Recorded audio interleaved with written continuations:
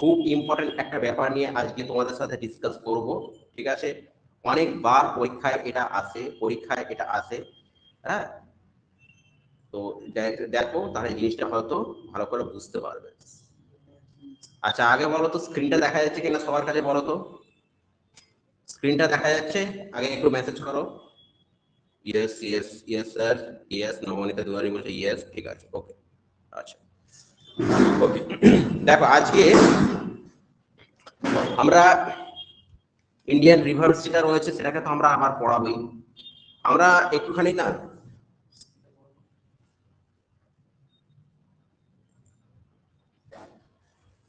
আমরা একটুখানি যেটা পড়াবো আজকে একটা নতুন কিছু একটা টপিক পড়াচ্ছি, ঠিক আছে? তারপরে আবার কিন্তু আমরা ইন্ডিয়ান রিভার্সে ফিরে আসবো, মেবি কালকেও হয়তো হবে, দিয়ে আমরা রিভারটাকে শেষ করবো। আজকে যেটা পড়াচ্ছি সেটা হচ্ছে কি, আমাদের ব্রিটিশদের তরুণ মাহাতো নো কেন বলছো? যদি কোনো প্রবলেম থাকে মেসেজে লিখতে পারো। দেখো আজকে যেটা আমরা পড়াবো সেটা হচ্ছে কি, আমাদের ইন্ডিয়ান অনেকগুলো অর্গানাইজেশন হয়েছে। ব্রিটিশদের সময় থেকে আমাদের অনেকগুলো অর্গানাইজেশন আমাদের ইন্ডিয়া রাজত্ব করে গেছে, ঠিক আছে? তো সেই অর্গানাইজেশন গুলো সম্বন্ধে আমাদের জানতে হবে। যেমন ধরো তোমাকে বলে দিল Indian association, British Indian Association, Indian society, British Indian society. এই কোশ্চেন গুলো খুব সহজ কোশ্চেন, কিন্তু আমাদের কনসেপ্টের অভাবে, পড়াশোনার একটু ল্যাক অফ প্র্যাকটিসের অভাবে আমাদের অধিকাংশ জিনিস ভুল হয়ে থাকে এক্সামে। যে ব্রিটিশ ইন্ডিয়ান সোসাইটিটা ভুলে যায়, এই অপশনটা হবে না, এই অপশনটা, ওই অপশনটা হবে না, সেই অপশনটা হবে। 60-40 একটা কনফিউজিং জিনিস চলে আসে। তো আজকে সেই জন্য এই ক্লাসটাকে তোমাদের কাছে রেখেছি, যাতে করে আমাদের মধ্যে এই কনফিউশনটা দূর হয়। যখন আমাদের পরীক্ষায় এইরকম ধরনের কোনো কোশ্চেন আসবে, তাহলে সেখান থেকে যেন আমরা উইদাউট আমরা হেজিটেশনে আমরা যেন অপশনকে হিট করতে পারি, ঠিক আছে? প্রত্যেকটা অর্গানাইজেশন, তার যে প্রতিষ্ঠাতা এবং সেই সালগুলোতে কি কি হয়েছিল আর কি কি ঘটনা ঘটেছিল, সেই সমস্ত অর্গানাইজেশন কিভাবে তৈরি হলো, তার উদ্দেশ্য কি ছিল, কে তৈরি করেছে, এই লোকটা আর কি কি অর্গানাইজেশন তৈরি করেছে, টোটাল ইন ডিটেলে আজকে তোমাদের সামনে এই ক্লাসটা হতে চলেছে। প্রত্যেকের কাছে একটাই রিকোয়েস্ট, একদম ভিডিওটাকে তোমরা লাস্ট অবধি ক্লাসে থাকো। সবাই লাস্ট অবধি ক্লাসে থাকলে তবেই কিন্তু তোমরা পুরো ব্যাপারটা সম্বন্ধে একটা আইডিয়া করতে পারবে। মাঝখান থেকে যদি কেউ চলে যাও তাহলে কিন্তু তার পক্ষে পুরো জিনিসটা জানা সম্ভব হবে না। ওকে, সো রেডি? রেডি সবাই? রেডি? ইমতিয়াজ খান ইয়েস, বাকিরা সবাই রেডি তো? কোন খান মন্ডল ইয়েস, তারপর তারপর বাকিরা বাকিরা বলো ইয়েস ইয়েস, ঠিক আছে, চলো ইয়েস ইয়েস, চলো শুরু করা যাক। ওকে, দেখো তো আমি এক একটা অর্গানাইজেশনকে সম্বন্ধে তোমাদেরকে পড়াচ্ছি, ঠিক আছে? প্রত্যেকে যেখানে বুঝতে পারবে না বা যেখানে বুঝতে পারবে না সেখানটা আমাকে জিজ্ঞেস করবে যে স্যার এটা এই জায়গাটা আমি বুঝতে পারলাম না, এটা আপনি কি বলতে চাইছেন, আমি ঠিক বুঝতে পারলাম না। প্রথম এখানে লিখছি সভা, বা এটাকে আমরা আর একটা কথা কি বলতে পারি ইংলিশে, অর্গানাইজেশন। M I correct? ঠিক আছে। এখানে হচ্ছে কি সাল, কত সালে, তারপরে এখানে কি লিখবো ফাউন্ডার, আর তারপরে আমরা কি জিনিস নিয়ে আলোচনা করব, এর উদ্দেশ্য, কেন এটা তৈরি হয়েছিল। প্রথম প্রথম একটা অর্গানাইজেশন তোমাদের সামনে আসছে, দেখো, বঙ্গ ভাষা প্রাদেশিক সভা। বঙ্গ ভাষা প্রাদেশিক সভা, সাল কত? 1836। আগে প্রথমে বলে দিই কবে তৈরি হয়েছিল বঙ্গ ভাষা প্রাদেশিক সভা, কবে তৈরি হয়েছিল? 1836 সালে। এর ফাউন্ডার কে রয়েছে? ফাউন্ডার হয়েছে তিনজন, একটা হচ্ছে দ্বারকানাথ ঠাকুর, তারপরে হচ্ছে তোমার প্রসন্ন কুমার ঠাকুর। দ্বারকানাথ ঠাকুর আর একটা কি রয়েছে? প্রসন্ন কুমার ঠাকুর, ঠিক আছে? দ্বারকানাথ ঠাকুর, হুইজ দ্বারকানাথ ঠাকুর? তোমরা সবাই জানো রবীন্দ্রনাথ ঠাকুরের বাবা হচ্ছে দ্বারকানাথ ঠাকুর। 1836 মানে কোন সময়টার কথা বোঝাচ্ছে স্যার? 1836 মানে 1833-এর পর বোঝাচ্ছে। 1833 মানে কি হয়েছিল? আমাদের লর্ড উইলিয়াম বেন্টিং ভারতের প্রথম গভর্নর জেনারেল হয়েছিল 1833 সালে চার্টার অ্যাক্টে, এবং এই 1833 সালে রাজা রামমোহন রায় মারা গেছিল। সেই সময়টা 1836 সালে তারপরে হলো বঙ্গ ভাষা প্রাদেশিক সভা। এটা কে করেছে? দ্বারকানাথ ঠাকুর, প্রসন্ন কুমার ঠাকুর। আচ্ছা, এই যে সভাটা হয়েছে তার তো নিশ্চয়ই কিছু উদ্দেশ্য ছিল। কি উদ্দেশ্য ছিল না, তখন কতগুলো আইন ছিল, সংবাদপত্র আইন ছিল, হ্যাঁ, সংবাদপত্র আইন ছিল, হ্যাঁ, তারপরে হচ্ছে কৃষকদের খাজনার ঊর্ধ্ব সীমা হয়েছে, মানে কৃষকদের উচ্চ হারে খাজনা দিতে হতো। তারপরে হচ্ছে সরকারি ভাষা হিসাবে তখন ইংরাজি ভাষার প্রবর্তন, কারণ ব্রিটিশরা কোনোদিনও চায়নি যে ইংরাজি লোকে শিখুক, কারণ ব্রিটিশরা এটাই চাইতো যে ইংরাজি লোকে যদি বেশি শেখে তাহলে সে বেশি শিক্ষিত হয়ে যাবে, আমাদের ইংরেজিতে কথা বলবে। এইসবের বিরুদ্ধে তারা মানে উঠে দাঁড়ানোটাই ছিল এই সবার মুখ্য উদ্দেশ্য। এবং এটা মনে রাখবে, এটি হচ্ছে ভারতের প্রথম রাজনৈতিক সংগঠন। এটি হচ্ছে ভারতের প্রথম রাজনৈতিক সংগঠন, ঠিক আছে? এটা হচ্ছে ভারতের প্রথম রাজনৈতিক সংগঠন।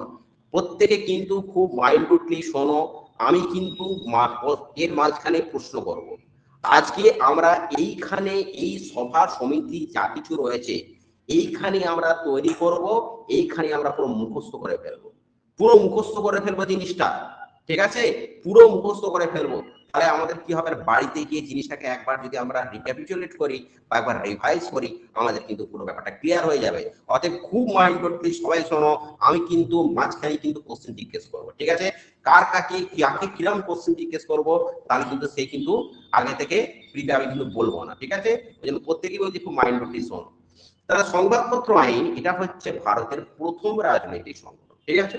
আচ্ছা, এবারে দেখো, এরপরে হচ্ছে আর একটা সভা বলছি, সেকেন্ড একটা সভা বলছি, জমিদার সভা। কি বললাম বাবু? জমিদার সভা। জমিদার সভাটা কবে হলো না 1838 সালে হলো। কবে হলো জমিদার সভাটা? 1838 সালে।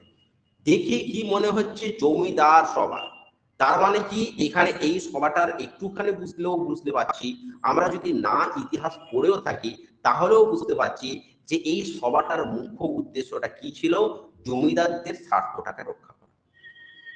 এই জমিদার সভাটা যেটা ছিল, এইটা প্রতিষ্ঠাতাকে মনে রাখবে বাবু, প্রতিষ্ঠাতা হচ্ছে দ্বারকানাথ ঠাকুর। এটাও কিন্তু দ্বারকানাথ ঠাকুর, ঠিক আছে? তার মানে কি, রবীন্দ্রনাথ ঠাকুরের হচ্ছে বাবা, সে হচ্ছে দ্বারকানাথ ঠাকুর, ঠিক আছে? আচ্ছা, এই দ্বারকানাথ ঠাকুর, ঠিক আছে, দ্বারকানাথ ঠাকুর থেকে যখন আমরা প্রশ্ন করলাম, তখন এখান থেকে একটা প্রশ্ন প্রতিবার পরীক্ষায় আসে, ঠিক আছে, যে এখানে তত্ত্ববোধিনী যে সভাটা বা তত্ত্ববোধিনী সভাটা কে প্রতিষ্ঠা করেছিলেন? তত্ত্ববোধিনী, ঠিক আছে, সভাটা কে প্রতিষ্ঠা করেছিলেন? ঠিক আছে, এটাকে মনে রাখবে। এই তত্ত্ববোধিনী সভা, ঠিক আছে, দুটো জিনিস, একটা হচ্ছে কি তত্ত্ববোধিনী সভা, ঠিক আছে, তত্ত্ববোধিনী সভা এটা কে করেছিল? এটা হচ্ছে দ্বারকানাথ ঠাকুরই করেছিল। অনেকবার পরীক্ষায় কোশ্চেনটা আসে যে তত্ত্ববোধিনী সভার প্রতিষ্ঠাতাকে দ্বারকানাথ ঠাকুর, এবং এর সালটাও জিজ্ঞেস করে, কবে সাল? 1839, এক নম্বর। আর একটা হচ্ছে তত্ত্ববোধিনী পত্রিকা, তত্ত্ববোধিনী পত্রিকা, ঠিক আছে, তত্ত্ববোধিনী কি রয়েছে? তত্ত্ববোধিনী পত্রিকা, হ্যাঁ, ঠিক আছে, তত্ত্ববোধিনী পত্রিকা। তো এইটা কি হবে? তত্ত্ববোধিনী পত্রিকাটা কবে করেছিল?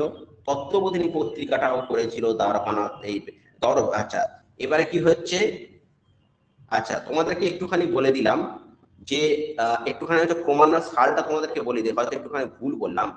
রবীন্দ্রনাথ ঠাকুরের বাবা হচ্ছে দেবেন্দ্রনাথ ঠাকুর, ওকে, তার যে বাবা ছিল দ্বারকানাথ ঠাকুর। তার মানে আমি তোমাদের রবীন্দ্রনাথ ঠাকুরের বাবা বলছিলাম, মনে রাখবে রবীন্দ্রনাথ ঠাকুরের হচ্ছে দাদু বা ঠাকুরদা, সে হচ্ছে কি রয়েছে?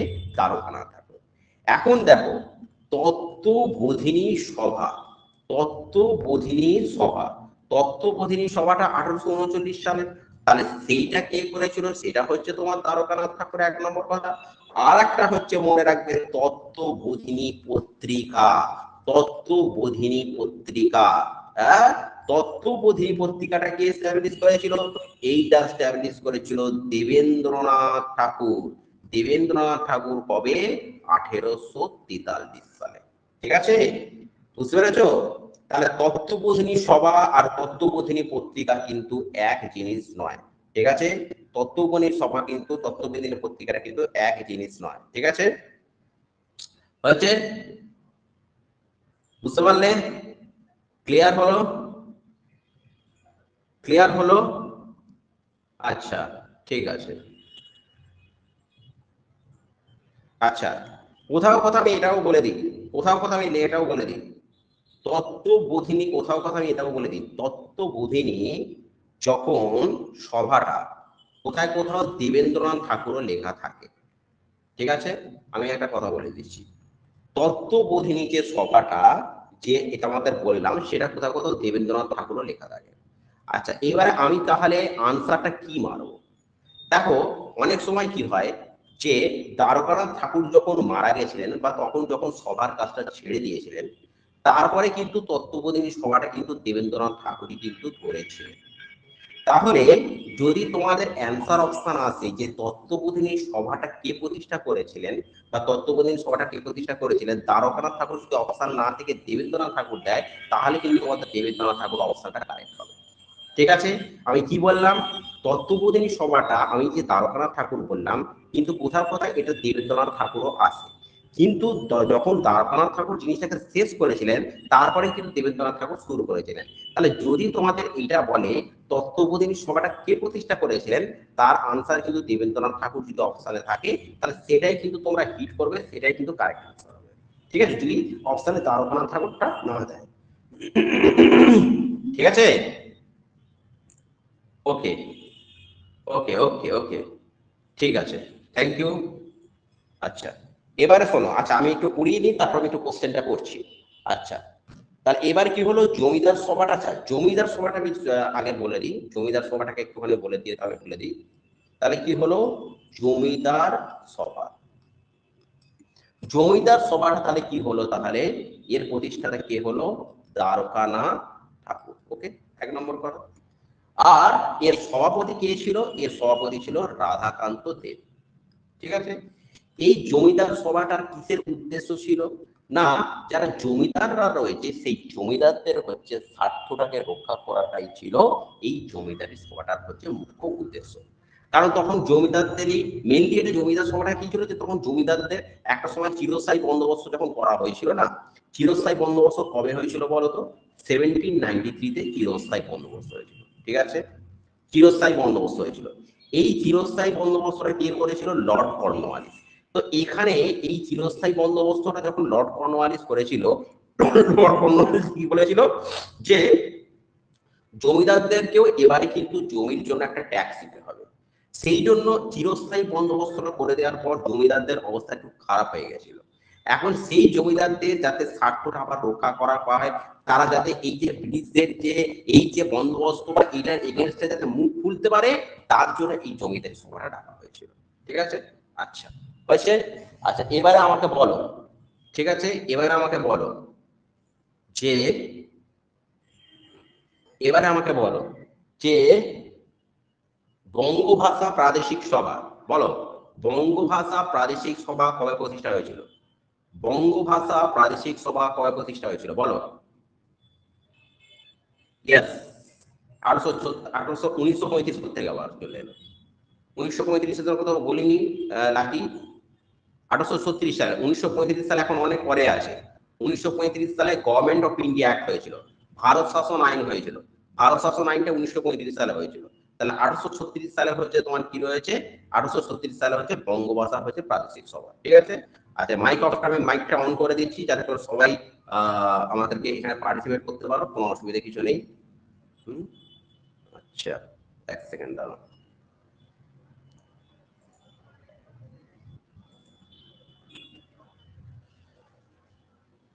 ওকে, এক সেকেন্ড একটুখানি দাঁড়াও, আমি মাইকটা যাতে অন করে দিই।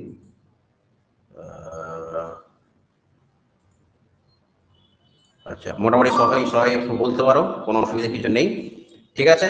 আচ্ছা, তাহলে এটা হচ্ছে একটা বঙ্গভাষা প্রাদেশিক সভা। এবার বলো, জমিদার সভা কবে প্রতিষ্ঠা হয়েছিল? জমিদারি সভা কবে প্রতিষ্ঠা হয়েছিল? হ্যাঁ, 1838 সালে। আচ্ছা, এবারে বলো, তত্ত্ববোধিনী পত্রিকা, তত্ত্ববোধিনী পত্রিকাটা কে প্রতিষ্ঠা করেছিলেন? তত্ত্ববোধিনী পত্রিকাটা কে প্রতিষ্ঠা? Debendranath Tagore. Debendranath Tagore, very good, very good, very good, very good answer আসছে, ঠিক আছে। এইভাবেই কিন্তু প্রত্যেকটা ক্লাসে জয়েন থাকো, ঠিক আছে।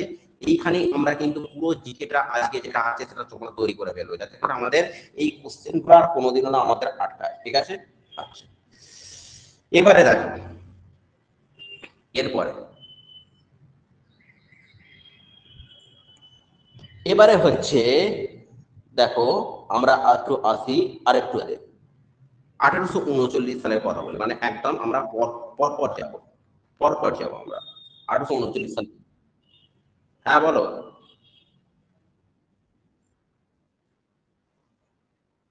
তত্ত্ববোধিনী সভাটা অ্যাকচুয়ালি কি হয়েছিল বলে দিই। রাজা রামমোহন রায় যখন ব্রাহ্ম সমাজটা প্রতিষ্ঠা করেছিল, জানো তো? ব্রাহ্ম সমাজটা যখন রাজা রামমোহন রায় প্রতিষ্ঠা করলো, তো ব্রাহ্ম সমাজের রাজা রামমোহন রায় মারা যাওয়ার পরে সেরকম কিন্তু সেই ব্রাহ্ম সমাজটাকে চালাবার মতো লোক থাকতো না। কারণ রাজা রামমোহন রায় একটা ব্রাহ্ম সমাজ বা আর্য সমাজটা প্রতিষ্ঠা করেছিল একটা বিশাল উদ্দেশ্য নিয়ে, একেশ্বরবাদ, অনেক কিছু ব্যাপার আছে। তো সেইটা, তারপরে এই ব্রাহ্ম সমাজটা তারপরে কিছুদিন পরে দেবেন্দ্রনাথ ঠাকুর হাত ধরে, যে না আমি মোটামুটি এই সভাটাকে তাদের, কারণ ওই যে যখন রাজা রামমোহন রায় ছিল তখন দেবেন্দ্রনাথ ঠাকুরের মাঝে ওখানে যাওয়া আসা হতো। তো তারপরে আস্তে আস্তে ওই ব্রাহ্ম সমাজটাই কিছুদিন পরে আমাদের তত্ত্ববোধিনী সভার কিন্তু একটা পরিণত হয়, ঠিক আছে। অর্থাৎ তত্ত্ববোধিনী সবার সাথে কিন্তু ব্রাহ্ম সমাজটা অনেকটা রিলেটেড, বুঝতে পেরেছো? ঠিক আছে, ওকে, চলো। অবশ্যই, বলো, বলো বলো। হুম, হুম। না না, তাও জমিদার সভাটা আমি বলিনি, ওটা তত্ত্ববোধিনী সভা। জমিদার সভা, হ্যাঁ। তখন কিন্তু দেখো, তারকনাথ ঠাকুর শুরু করেছিল, ঠিক আছে, কিন্তু আনসার কিন্তু প্রপার আনসার কিন্তু দেবেন্দ্রনাথ ঠাকুরই হবে, অতএব ওটাকে দেবেন্দ্রনাথ ঠাকুরই দেবে। আর একটা কথা বলে দিই, দুটো অপশন জেনারেলি কোনো দুটো দেয় না। কারণ একজন ব্যাপারটা হচ্ছে, ধরো একটা কথা যদি বলে, বা একটা কথা আমি তোমাকে একটা এক্সাম্পল দিয়ে বলছি, কুতুব মিনার, কুতুব মিনারটা কখনই দেবে না যে কে নির্মাণ করেছিল, কারণ কুতুবুদ্দিন আইবক শুরু করেছিল, ইলতুৎমিশ শেষ করেছিল। তাহলে নির্মাণটার পিছনে তো দুজনেরই হাত আছে, কুতুবুদ্দিন আইবকেরও হাত আছে, ইলতুৎমিশেরও হাত আছে, ঠিক আছে। তবে ওইটাকে একদম ভালো করে একটু মাথা রেখে দাও, যে তত্ত্ববোধিনী সভা যখন আসবে তখন দেবেন্দ্রনাথ ঠাকুরটাই ওটাকে উইল বি কারেক্ট আনসার, ঠিক আছে। চলো, নেক্সট। নেক্সট হচ্ছে আমাদের রয়েছে 1839 সাল। 1839 সালে এবারে আমরা একটা আসি। দেখো, 1839 সালে কি রয়েছে? British India society. 1839 সালে কি রয়েছে? British India society. কথার নাম কি দেখো, ব্রিটিশ ইন্ডিয়া সোসাইটি। মানে এখানে মাথায় রাখতে হবে যে একজন কিন্তু ব্রিটিশারে কিন্তু এই সোসাইটিটাকে প্রতিষ্ঠা করেছিল।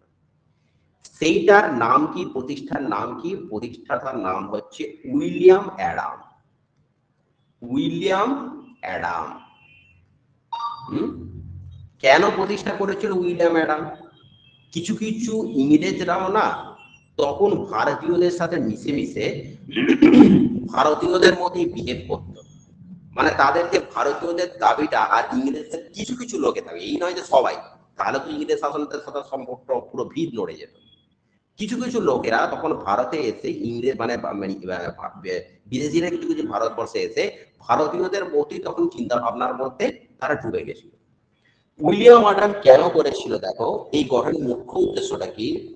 ভারতবাসীর কল্যাণের জন্য ইংল্যান্ডকে, ভারতের যে কিরকম ভাবে রুলিংটা চলছে, ইংল্যান্ডকে সেই প্রপার ইনফরমেশনটা দেওয়া। কারণ ইংল্যান্ড থেকে লোকেরা তারা এখানে ব্রিটিশ এসছে শাসন করতে, কিন্তু ভারতকে তারা কিরকম শাসন করছে, ভারতীয়দের অবস্থাটা কিরকম, তাদের ইকোনমিক সিচুয়েশনটা কিরকম, সেই ব্যাপারটাকে তুলে ধরতে বা সেই সম্বন্ধে প্রপার ইনফরমেশনটাকে দিতে উইলিয়াম অ্যাডাম এই ব্রিটিশ ইন্ডিয়া সোসাইটিটা প্রতিষ্ঠা করেছিল। ঠিক আছে, এরপর থেকে আমি যতগুলো সভা বা সমিতি বলবো প্রত্যেকের কিন্তু উদ্দেশ্যটা প্রায় একই রকম হবে, যে ব্রিটিশদের কাছে ভারতীয়দের যে মিসরুলটা রয়েছে, যে অপশাসনটা রয়েছে সেইটাকে তুলে ধরতে, কিন্তু প্রত্যেকটা জিনিস এক্সাম পয়েন্ট অফ ভিউ থেকে ইম্পর্টেন্ট। ঠিক আছে, দেখো তোমরা থাকো তাহলেই বুঝতে পারবে। দেখো এরপরে যেটা পরীক্ষায় প্রচুর বার আছে সেটা কি, একটু মাথায় মাইকটা অফ করে দাও বাবু। এরপরে যেটা আছে পরীক্ষায় east India Association. East India association কবে হয় এটা? 1866। এটা কে প্রতিষ্ঠা করেছিল? দাদাভাই নওরোজি। মাইকটা অফ করো, মাইকটা অফ করো, মাইকটা যাদের অন আছে অফ করে দাও। আবার যখন তোমরা বলবে মাইকটাকে আনমিউট করে বলবে।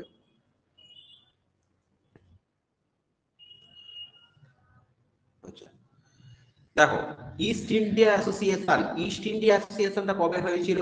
1866 এ। এটা কে করেছিল? দাদাভাই নওরোজি। এই দাদাভাই নওরোজিরও কিন্তু একই উদ্দেশ্যটা ছিল, যে আমাদের যে ইংরেজদেরকে ভারতবর্ষের প্রকৃত অবস্থা সম্বন্ধে করা, এবং ভারতবর্ষের যে একটা রাজনৈতিক বা সামাজিক তাদের অধিকার আছে সেইটাকে নিয়ে তুলে ধরা। এর সাথেই দাদাভাই নওরোজি সম্বন্ধে অনেকগুলো কোশ্চেন আছে। প্রথম কথা আমাদের যেটা কোশ্চেন আসছে ড্রেন থিওরি। ড্রেন থিওরি, ঠিক আছে, কেন ড্রেন থিওরিটা লিখেছিলেন?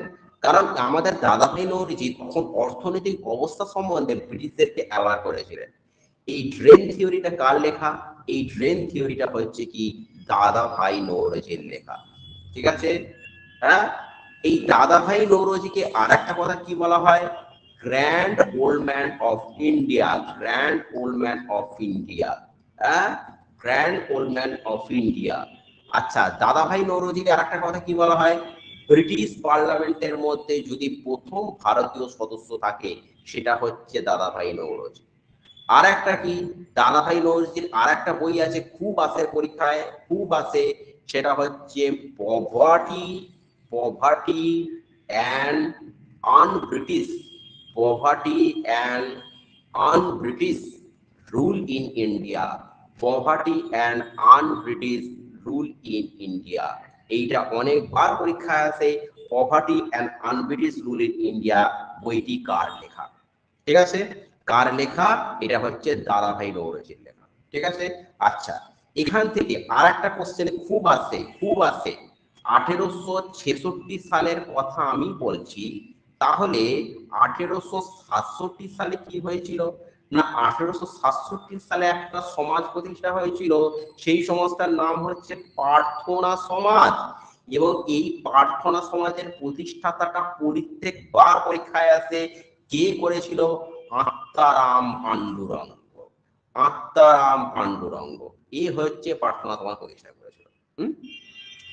এবার তুমি বলবে যে এই প্রার্থনা সমাজটা সম্বন্ধে আমাকে একটুখানি ভালো করে বোঝান, কারণ সত্যি কথা বলতে কি প্রার্থনা সমাজের অ্যাকচুয়ালি ব্যাপারটা কি, ব্যাপার কেন প্রতিষ্ঠা হয়েছিল প্রার্থনা? লোকে তো অনেকে বলে প্রার্থনা সমাজ, কিন্তু প্রার্থনা সমাজটা কি উদ্দেশ্য প্রতিষ্ঠা হয়েছিল?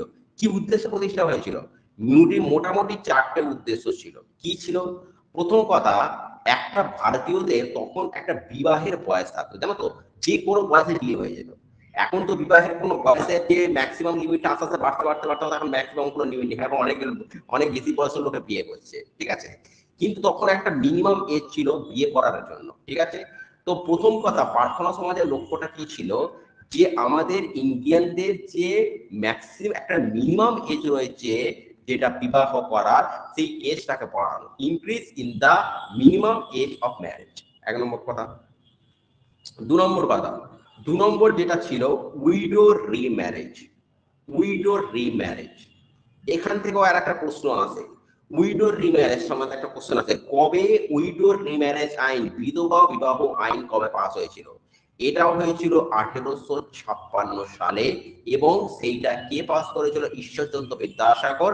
এবং এই উইডো রিম্যারেজ অ্যাক্টের সময় আমাদের ভারতবর্ষে তখন কে ছিল না, উইডো রিম্যারেজ অ্যাক্টের সময় হচ্ছে তখন এ ছিল লর্ড ডালহৌসি ছিল। ঠিক আছে, তাহলে উইডো রিম্যারেজ অ্যাক্ট সেটা কবে ছিল না 1856 সালে। তো এই যে প্রার্থনা সমাজের উদ্দেশ্যটা কি ছিল, যে আরো উইডো রিম্যারেজটাকে দেওয়া। 3 নম্বর রয়েছে providing education to the woman, মানে স্ত্রীলোকদের শিক্ষার ব্যবস্থা করে দেওয়া। প্লাস 4 নম্বর যেটা ছিল অ্যাবলিশন অফ দ্য কাস্ট, ঠিক আছে, যে কাস্ট সিস্টেমটাকে এটাকে মানে তুলে দেওয়া। এই জন্য 1867 সালে আমাদের কি হয়েছিল না প্রার্থনা সমাজ প্রতিষ্ঠা হয়েছিল। আচ্ছা, আর একটা কথা, যেহেতু আমরা অনেক সময় রাজ্য সরকারের পরীক্ষা দিই, তাহলে আমাদের একটা এই জায়গা থেকে খুব ইম্পর্টেন্ট, ঠিক আছে, খুব ইম্পর্টেন্ট কোশ্চেন আমি বলে দিই তোমাকে। স্বামী বিবেকানন্দ কবে জন্মেছিলেন? ঠিক আছে, স্বামী বিবেকানন্দ কবে জন্মেছিলেন? স্বামী বিবেকানন্দ জন্মেছিলেন, মনে রাখবে, স্বামী বিবেকানন্দ জন্মেছিলেন 1863 সালের 12ই জানুয়ারি। 1863 সালে 12ই জানুয়ারি। কেন এটা করালাম? আগের বছরে পিএসসি ক্লার্কশিপের একটা শিফটে কোশ্চেনে ছিল ঈশ্বরচন্দ্র বিদ্যাসাগর কবে জন্মেছিলেন, কোন সালে জন্মেছিলেন। তাহলে ঈশ্বরচন্দ্র বিদ্যাসাগরের সালটা হবে কিন্তু 1820 সাল। আর স্বামী বিবেকানন্দটা না দেয়া তাহলে কিছু নেই। যদি ঈশ্বরচন্দ্র বিদ্যাসাগরের মতো এই সমস্ত কিছু ফেমাস পার্সোনালিটি, তাদের বার্থ ইয়ারটা তোমাকে মনে রাখা উচিত। তাহলে স্বামী বিবেকানন্দ কবে জন্মেছিলেন?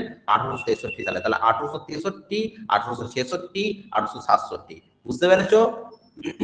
বলো, কবে প্রার্থনা সমাজ প্রতিষ্ঠা হয়েছিল? কবে প্রার্থনা সমাজ প্রতিষ্ঠা হয়েছিল? হ্যাঁ, 1867 সালে হচ্ছে প্রার্থনা সমাজ প্রতিষ্ঠা হয়েছিল। বলো, প্রার্থনা সমাজ যে প্রতিষ্ঠা হয়েছিল, কার দ্বারা প্রতিষ্ঠা হয়েছিল প্রার্থনা সমাজটা? আত্মারাম, হ্যাঁ, হ্যাঁ, আত্মারাম পান্ডুরঙ্গ হচ্ছে প্রার্থনা সমাজটা প্রতিষ্ঠা করেছিল, এটা ঠিক। আত্মারাম পান্ডুরঙ্গ হচ্ছে প্রার্থনা সমাজটা প্রতিষ্ঠা করেছিল। আচ্ছা, এবারে বলো যে আমাদের এটা কবে হয়েছিল? ইস্ট ইন্ডিয়া অ্যাসোসিয়েশন কবে প্রতিষ্ঠা হয়েছিল? হ্যাঁ, হ্যাঁ, ইস্ট ইন্ডিয়া অ্যাসোসিয়েশনটা কবে প্রতিষ্ঠা হয়েছিল না 1866 সালে হচ্ছে ইস্ট ইন্ডিয়া অ্যাসোসিয়েশন হতে প্রতিষ্ঠা হয়েছিল। ঠিক আছে, ওকে। ইস্ট ইন্ডিয়া অ্যাসোসিয়েশনটা কে প্রতিষ্ঠা করেছিল? ইস্ট ইন্ডিয়া অ্যাসোসিয়েশন দাদা দাদা ভাই নৌরোজি। হ্যাঁ, প্রথম, Yash, very good question, very good, এলজি লাকি, ভেরি গুড। ঠিক আছে, তোমার কি লাকি নাম নাকি? হ্যাঁ, ঠিক আছে, ঠিক আছে। আচ্ছা, তো কথা হচ্ছে কি যে একদম ঠিক, যে ভারতের জাতীয় আয়টা প্রথম পরিমাপ করেছিল, দারুণ একটা জিনিস বলেছিল, দারুণ একটা জিনিস বললে তুমি। থ্যাংক ইউ তোমাকে।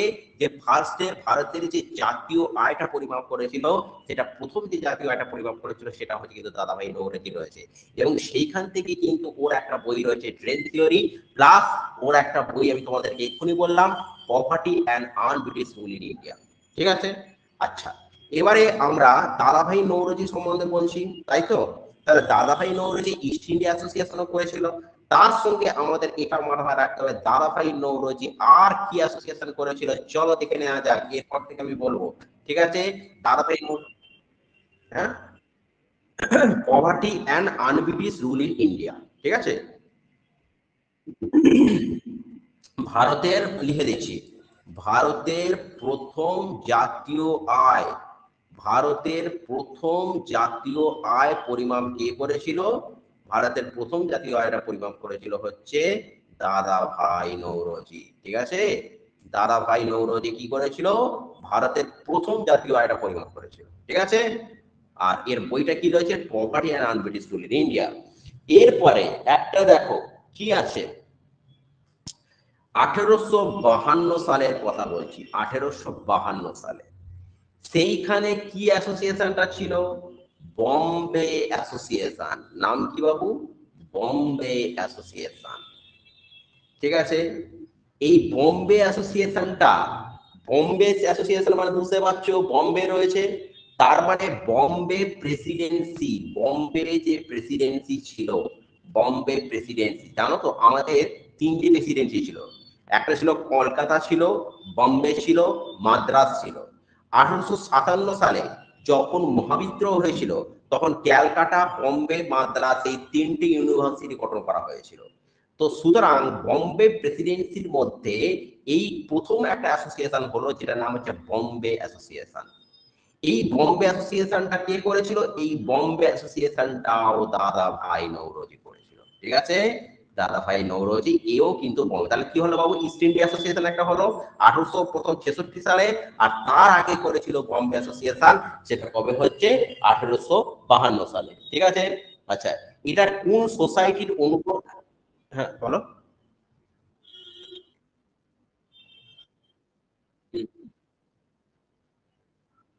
আচ্ছা, ন্যাশনাল ইনকাম, তাই তো?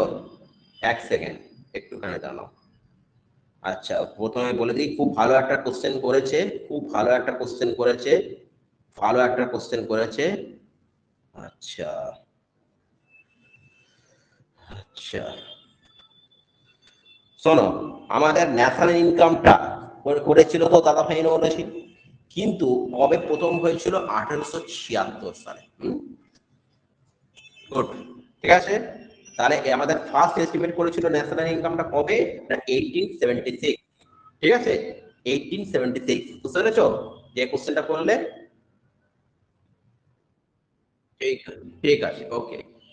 আচ্ছা, এবারে কি হলো, তাহলে বম্বে অ্যাসোসিয়েশনটা কি করেছিল? দাদা ভাই নওরোজি। এই যে বম্বে অ্যাসোসিয়েশনটা করেছিল, যে ইংরেজ শাসিত ভারতবর্ষে, এরও ঠিক তাই একই উদ্দেশ্য, যে ভারতবাসীদের যে ইংরেজ শাসিত ভারতবর্ষের প্রকৃত অবস্থা সম্বন্ধে। আচ্ছা, আর একটা কথা জেনে রাখতে হবে এখানে বম্বে অ্যাসোসিয়েশন সম্বন্ধে, আর একটা জিনিস জেনে রাখতে হবে, আমি একটুখানি বলে দিই। বম্বে অ্যাসোসিয়েশনটা যেটা রয়েছে, সেটা কোন সোসাইটির অনুকরণে তৈরি হয়েছিল? বাবু, British India society. British India society এর অনুকরণে চলেছে। অনেক সময় এই কোশ্চেনটাও দেয়, বম্বে অ্যাসোসিয়েশনটা কে প্রতিষ্ঠা করেছিল? 1852 সালে দাদা ভাই নওরোজি। এবং কার অনুকরণে তৈরি হয়েছিল? সেটা হচ্ছে কিন্তু ব্রিটিশ ইন্ডিয়া সোসাইটি, তার হচ্ছে অনুকরণে তৈরি হয়েছিল। ঠিক আছে, আচ্ছা। এবারে এই সবাই আর একটা বম্বে অ্যাসোসিয়েশন তোমাদের আর একটা উদ্দেশ্য বলে দিই, যে যাতে করে তখনকার যে সিভিল সার্ভিস ছিল, সিভিল সার্ভিসে কি হতো? ভারতীয়দের নিয়োগ করা হতো না। কারণ সিভিল সার্ভিসটা এমনই হয়ে গেছিল, তখন শুধুমাত্র একটা ব্রিটিশ ভাষা ছিল, যে এই সিভিল সার্ভিসে যাতে করে কি হয়, যে অধিক সংখ্যক ভারতীয়দের নিয়োগ করা হয়, সেই জন্য এখানে বলা হয়েছিল। ঠিক আছে, আচ্ছা এখান থেকে আর একটা কোশ্চেন আছে, এখান থেকে আর একটা কোশ্চেন আছে, যে কার সময় সিভিল সার্ভিস পরীক্ষার এজটা কমিয়ে দেওয়া হয়? ঠিক আছে, এবং কার সময় সিভিল সার্ভিস পরীক্ষার এজটা কমিয়ে দেওয়া হয়, এবং কে সেই সময় ছিল? হুম, কে সেই সময় ছিল বলো তো, এটা তুমি বলতে পারবে? এটা আমি একবার এখানে বলেছি। না, সিভিল সার্ভিস পরীক্ষার এজটা হচ্ছে কমে দেওয়া হয়েছিল, সেটাকে আমি বলে দিচ্ছি, দাঁড়াও। না, ক্যাবিন তো হচ্ছে তোমার এর হচ্ছে এজ, এক সেকেন্ড। হ্যাঁ, শোনো, এটা হচ্ছে আমি এটাই বলতে চাইছিলাম। কেন বললাম? কারণ যেহেতু 1876 সালের কথা বলছি না, এই 1876 সালে এখানে কি হয়েছিল, একটা অ্যাক্ট পাস হয়েছিল। কি একটা পাস হয়েছিল বলতো? এই অ্যাক্টটার নাম হচ্ছে royal titles act. Royal titles act. এই সময় কি হয়েছিল, যে ম্যাক্সিমাম এজটা, ঠিক আছে, আইসিএস বা সিভিল সার্ভিস পরীক্ষার যে এজটা, সেটা কি হয়েছিল, 21 হয়েছে, 21 থেকে কমে এটা 19 করে দেওয়া হয়। ঠিক আছে, বুঝতে পেরেছো? 21 থেকে কমে, হ্যাঁ। আর এ সময় কে ছিল? হ্যাঁ, বলো বলো বলো।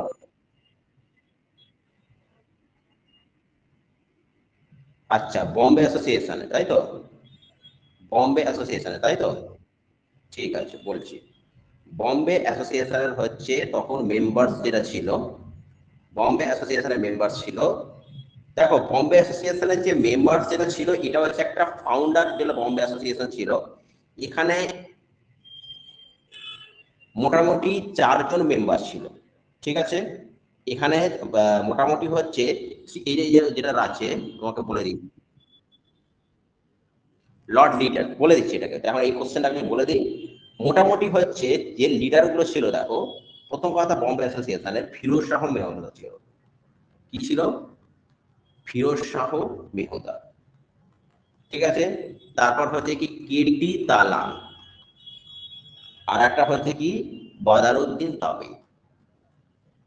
বাদারউদ্দিন তাবি পার্টিকুলার মেম্বার কত ছিল এরকম কিছু না হলেও তুমি মোটামুটি মনে রাখবে যে কারা কারা মেম্বার ছিল। ঠিক আছে, মানে বম্বে অ্যাসোসিয়েশনটা যেটা ছিল, প্রথম যেটা বম্বে অ্যাসোসিয়েশনটা আমাদের বম্বে প্রেসিডেন্সির উপর যেটা ছিল, সেখানে কারা কারা মেম্বার ছিল এটা মানে কতজন মেম্বার ছিল সেটার থেকেও বড় কথা হচ্ছে কারা কারা মেম্বার ছিল। মেম্বার বেশি ছিল না, হয়তো 3 জন কি 4 জন ছিল, কিন্তু এখানে থেকে এরকম কোশ্চেনটাও দিয়ে দিতে পারে যে এর মধ্যে কোন লোকটা এই বম্বে প্রেসিডেন্সির মধ্যে বা বম্বে যে অ্যাসোসিয়েশনের মধ্যে মেম্বার। তো তুমি মেম্বার গুলো জেনে রাখলে, একটা হচ্ছে ফিরোজ শাহ মেহতা রয়েছে, একটা হচ্ছে কি রয়েছে কেটি তালাং রয়েছে, একটা হচ্ছে বাদারউদ্দিন তাবি রয়েছে। বুঝতে পারছো? বুঝতে পারছো তো সবাই? ঠিক আছে, ওকে ওকে, থ্যাংক ইউ। ওকে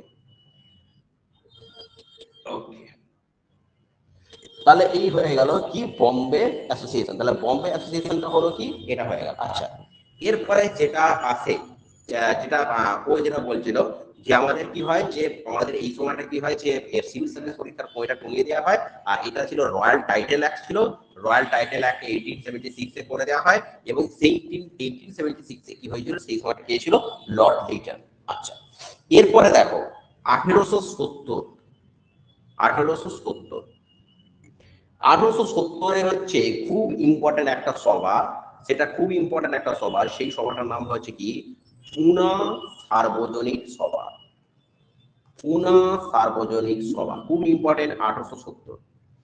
এই পুনা সার্বজনীন সভা এর প্রতিষ্ঠাতাকে একদম ভালো করে মাথায় রেখে দাও যে পুনা সার্বজনীন সভার প্রতিষ্ঠাতা হচ্ছে মহাদেব মহাদেব গোবিন্দ মহাদেব গোবিন্দ রানাডে। ঠিক আছে, তাহলে 1870 সালে যে পুনা সার্বজনীন সভা প্রতিষ্ঠা হয়েছিল, এটা কি রয়েছে? মহাদেব গোবিন্দ রানাডে। হয়েছে। আচ্ছা, এখানে কি রয়েছে? এদের হচ্ছে কি ছিল এই পুনা সার্বজনীন সভার উদ্দেশ্যটা কি ছিল না, ব্রিটিশ সরকার, ঠিক আছে, ব্রিটিশ সরকার এবং ভারতীয়দের মধ্যে একটা যোগসূত্র স্থাপন করা এবং বিভিন্ন অর্থনৈতিক সমস্যা সরকারের কাছে তুলে দেওয়া। এখান থেকে যে প্রশ্নটা আসে যে পুনা সার্বজনীন সভাটা কবে প্রতিষ্ঠা হয়েছিল, এটা একটা কোশ্চেন আছে। আর পুনা সার্বজনীন সভার যে প্রতিষ্ঠাতা রয়েছে সেই প্রতিষ্ঠাতার নাম কি? ওটা হচ্ছে কি মহাদেব গোবিন্দ রানাডে। আচ্ছা, এরপরে দেখো, এরপরে একটা খুব ভালো ইম্পর্টেন্ট একটা সভা, অনেকবার পরীক্ষায় আসে, এখান থেকে প্রচুর কোশ্চেন আসে। সেটা কি রয়েছে? Indian Association. Indian Association, Indian অ্যাসোসিয়েশনটা সেই বছরই হয়েছিল যে বছরে, মনে রাখবে এইরকম ভাবে মানে সালগুলোকে কমিউনিকেট করে মনে রাখবে। 1876 এ কি হয়েছিল না, সিভিল সার্ভিস পরীক্ষার এজটা 21 থেকে কমে 19 করে দেওয়া হয়। সেই 1876 এ কি হয়েছিল? রয়্যাল টাইটেল অ্যাক্ট হয়েছিল, এবং সেই সময়টা কে ছিল? লর্ড লিটন ছিল। 1876 এই একটা সভা হয়েছিল ইন্ডিয়ান অ্যাসোসিয়েশন, সেইটা কে করেছিল? তার সেটা প্রতিষ্ঠাতা কে ছিল? সুরেন্দ্রনাথ ব্যানার্জি। কে ছিল? সুরেন্দ্রনাথ ব্যানার্জি। কে ছিল? সুরেন্দ্রনাথ ব্যানার্জি। আচ্ছা, এই সুরেন্দ্রনাথ ব্যানার্জিকে অ্যাকচুয়ালি কি বলা হতো? সুরেন্দ্রনাথ ব্যানার্জিকে এটা বলা হতো রাষ্ট্রগুরু বলা হতো। আর 1876 ওই যে বললাম না, রয়্যাল টাইটেল অ্যাক্টে যে বছর পাস হয়েছিল, যে বছর রয়্যাল টাইটেল অ্যাক্টে সিভিল সার্ভিস পরীক্ষার এজটা 21 থেকে কমে 19 করে দেওয়া হলো, সেই বছরই হচ্ছে ইন্ডিয়ান অ্যাসোসিয়েশনটা হয়েছিল। এই ইন্ডিয়ান অ্যাসোসিয়েশনটা কে করেছিল? ইন্ডিয়ান অ্যাসোসিয়েশন বা ভারত সভা, এটা হচ্ছে সুরেন্দ্রনাথ ব্যানার্জি। সুরেন্দ্রনাথ ব্যানার্জিকে আর একটা কথা কি বলা হতো? রাষ্ট্রগুরু বলা হতো। কি বলা হতো? রাষ্ট্রগুরু বলা হতো। হয়েছে। সুরেন্দ্রনাথ ব্যানার্জির আর একটা খুব ইম্পর্টেন্ট, একটা 1879 সালে উনি একটা পত্রিকা প্রকাশ করেছিলেন, সেই পত্রিকাটার নাম কি? বেঙ্গলি পত্রিকাটার নাম কি? বেঙ্গলি পত্রিকা। আর একটা হচ্ছে মনে রাখবে 1925 সালে একটা উনি বই লিখেছিলেন, সেটার নাম কি? A nation in making. A nation in making, ঠিক আছে? ইন নেশন ইন মেকিং, ঠিক আছে? এবং আর একটা কথা, সুরেন্দ্রনাথ ব্যানার্জির আর একটা ফেমাস উক্তি কি ছিল বলতো? I shall I shall settle, I shall settle all the unsettled fact. I shall settle all the unsettled fact. অনেক কেন এটা দিলাম? কারণ পরীক্ষায় একটা পরীক্ষা পেপার আমাকে দিয়েছিল যে I shall settle all the unsettled fact, এটা কে বলেছিল? তার আনসারটা কি হবে? সুরেন্দ্রনাথ ব্যানার্জি। তাহলে সুরেন্দ্রনাথ ব্যানার্জি কি হয়ে গেল না, ব্রিটিশ ইন্ডিয়ান অ্যাসোসিয়েশনটা তোমার কি হয়েছিল, ইন্ডিয়ান অ্যাসোসিয়েশনটা বা ভারত সভা প্রতিষ্ঠা করেছিলেন। এই ভারত সভাটা কি ছিল, তিনি একটা বেঙ্গলি নামে একটা পত্রিকা প্রকাশ করেছিলেন 1879 এ, প্লাস হচ্ছে এ নেশন ইন মেকিং টা প্রতিষ্ঠা করেছিলেন 1925 এ। আচ্ছা, এইখান থেকে আরো দুটো জিনিস খুব ইম্পর্টেন্ট, সেটা হচ্ছে কি, আরেকটা জিনিস খুব ইম্পর্টেন্ট, সেটা হচ্ছে কি vernacular press act. Vernacular press act খুব ইম্পর্টেন্ট, এইটা আছে, ঠিক আছে? ভার্নাকুলার প্রেস অ্যাক্ট কবে রয়েছে? এইটাও কিন্তু 1878 এ হয়, ঠিক আছে? ভার্নাকুলার প্রেস অ্যাক্ট, ঠিক আছে, কবে হয় এটা? 1878 এ। আচ্ছা, এখান থেকে আরেকটা কোশ্চেন আছে, এখান থেকে আরেকটা কোশ্চেন আছে, সেটা হচ্ছে কি যে নাট্যাভিনয় নিয়ন্ত্রণ আইন, নাট্যাভিনয় নিয়ন্ত্রণ আইন এটা কবে হয় না? এটা কিন্তু 1876 এ। দেখো, নাট্যাভিনয় নিয়ন্ত্রণ আইন, ঠিক আছে, এটা কবে পাস হয়? এটা হচ্ছে কিন্তু 1876 এ। এটা কি ব্যাপারটা, তখনকার দিনে মানুষরা আমাদের ভারতীয়দের যে প্রতিবাদ করবার যে বিষয়টা বা প্রতিবাদ করবার যে ভাষাটা একটু অন্যরকমের ছিল। মানে ভারতীয়রা কোনোদিনও ওইরকম অস্ত্র শস্ত্র নিয়ে প্রতিবাদ করতে খুব একটা বেশি স্কিল নয়। দেশটা হচ্ছে, আমাদের দেশটা হচ্ছে একটু স্পিরিচুয়াল, একটু আধ্যাত্মিক দেশ। সেই জন্য সবসময় হচ্ছে আধ্যাত্মিক ওয়েতে স্পিরিচুয়াল ওয়েতে, ঠিক আছে? তো স্পিরিচুয়াল ওয়েতে তারা হচ্ছে কি হতো, এ করতো, ঠিক আছে? এবারে কথা হচ্ছে কি যে ওরা কি হতো, তখনকার দিনে কিছু নাটকগুলো এমনই দেখানো হতো যেগুলো ব্রিটিশদের বিরোধী ছিল, যেগুলো ব্রিটিশদের পুরো বিরোধী ছিল। তো সেই জন্য এইরকম একটা ব্রিটিশ সরকার একটা আইন বার করলো যে যেখানে কিন্তু তাদেরকে এমন কিছু জিনিসকে কন্টেন্টকে দেখানো যাবে না যেটা ব্রিটিশ সরকারের কিন্তু বিরোধী, ঠিক আছে? ঠিক আছে, সুতরাং এটার জন্য হয়েছে কি হচ্ছে 1876 এ যে আইনটা পাস হয়েছিল, সেই আইনটার নাম হয়েছে কি নাট্যাভিনয় নিয়ন্ত্রণ। আচ্ছা, তো এই ছিল মোটামুটি আজকের ক্লাস। কিরকম? আচ্ছা, আজকে শোনো, তোমরা এবার ক্লাসে মোটামুটি সবাই থাকো, কারণ এরপরে স্যার কিন্তু একটা গুরুত্বপূর্ণ বিষয় তোমাদেরকে নিয়ে আলোচনা করছে, তোমাদের খুব কাজে লাগবে। তো তোমরা